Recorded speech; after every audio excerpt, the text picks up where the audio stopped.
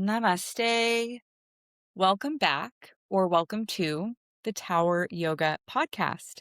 I'm your loving host, Kellee Williams, and it's a new month. So that means it's time for a new theme to talk about here on the pod, of course, but also to explore at the studio. The month of May, we will be working with the theme of karma. Kind of like, I don't know, I feel like it's like a big bite to chew. So we'll just look at it from one perspective. How about that? I don't think that I will be necessarily sharing from the perspective of karma as the way it's thrown around a lot of the reward punishment kind of cycle, the whole what goes around comes around of it all. I don't inherently disagree with that perspective, but I think I'd like to start to zero in on the idea of karma as something much more immediate, something much more personal. So karma in the yogic sense simply means action. Every thought, word, and deed. Every thought, word, and every choice we make is a form of action, and each of those actions leaves behind an imprint. You might have remembered this word samskara, which we've talked about in previous episodes. And that is what those imprints are. Samskaras. Some of them are good, some of them are bad, some of them are whatever. The imprints are those little grooves in the mind and in the body that shape how we think, how we feel, how we respond, essentially how we show up in the world. And over time, what we repeat becomes familiar. And of course, what is familiar is like automatic at a certain point when it's who we are when we are on autopilot is where those imprints really kind of run the show. And so karma isn't just about what happens to us, it's about what we're practicing. And I think that's like the big headline of the whole episode. Karma is about what we are practicing. So you can start to notice this in really small, just everyday ways. You can really notice the thoughts that you tend to return to a lot.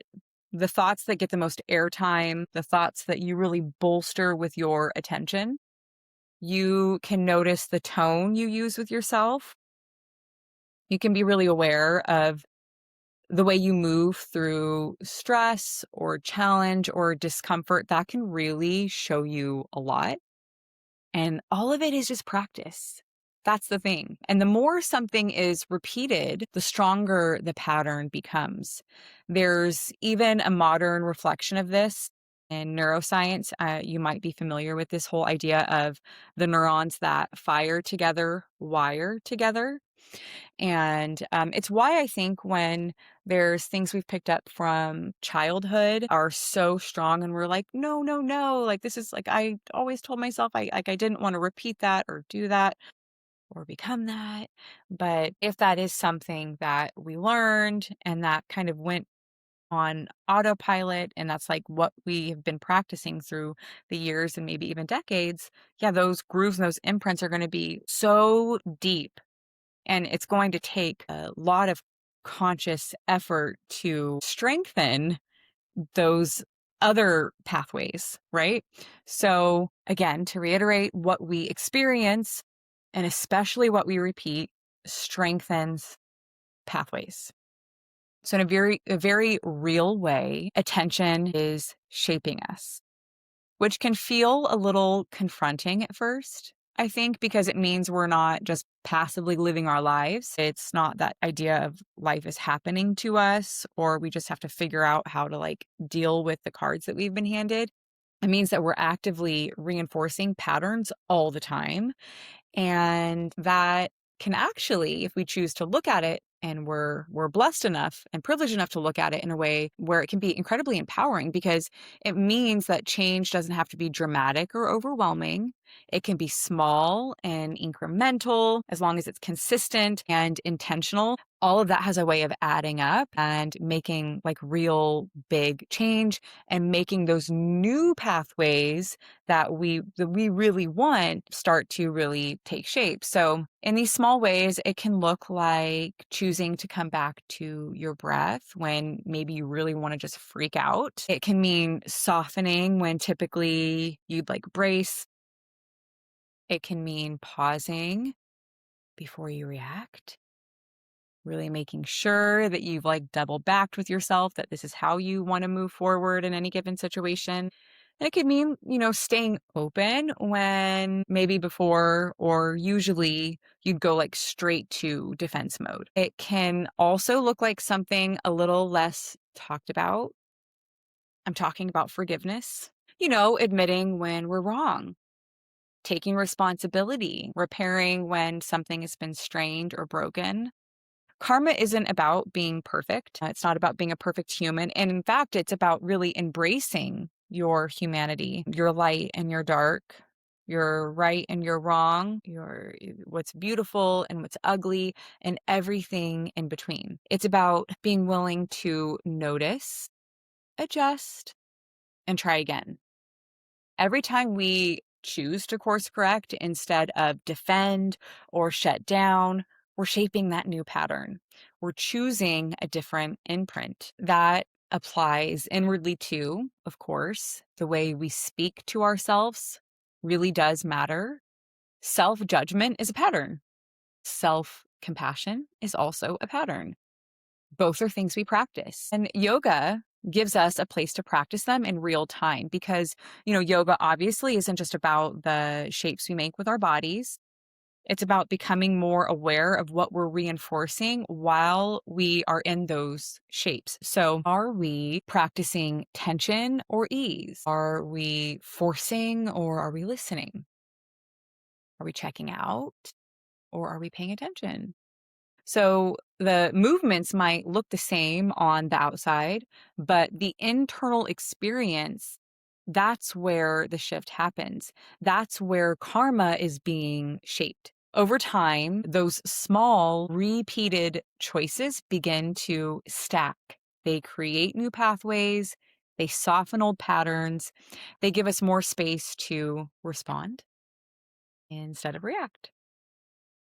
So this month, we're not necessarily trying to overhaul everything, like that would be crazy. We're just getting curious about what we're practicing and asking ourselves very gently, is this something I want to keep reinforcing?